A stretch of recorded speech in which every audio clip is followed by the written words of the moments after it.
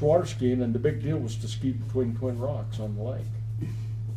And the real challenge to skiing between the rocks was holding the rope high enough so the rope wouldn't catch. And I'm sure all of you guys skied between Twin Rocks, and it was stupid.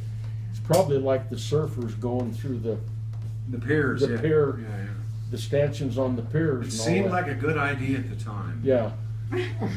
So anyway, we're out there, and John, I don't, you know, basically he would do anything that you dared him to.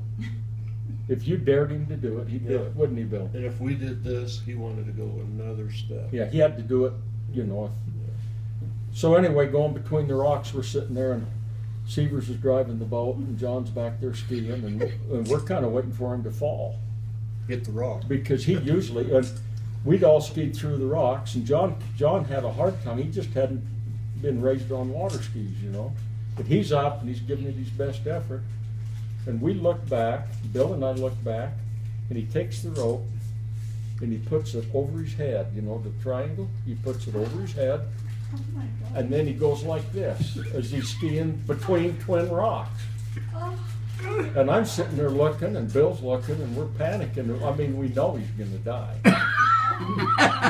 He should have. And he's out there, and the other thing that he'd do is he wouldn't wear a life jacket.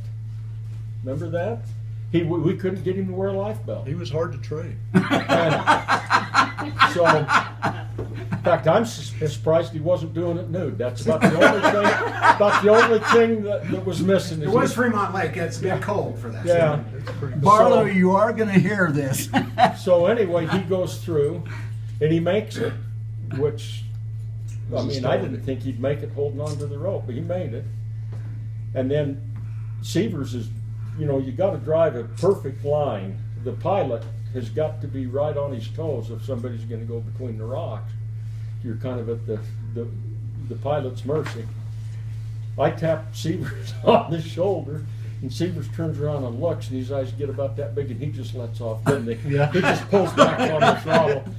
John's there, doesn't have a life jacket on. He's got the deal around his neck, and we hope he can swim. We don't know. We know he can only go down 50 feet because the rope's around his neck. So anyway, we come up to him, and Severs is hot. I mean, I've never seen Robbie so mad.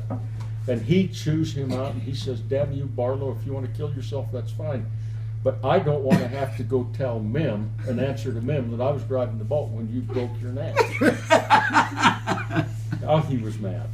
He was. Yeah, that's a great story. Well, I'm going to shoot this off to him. Hmm. Yeah,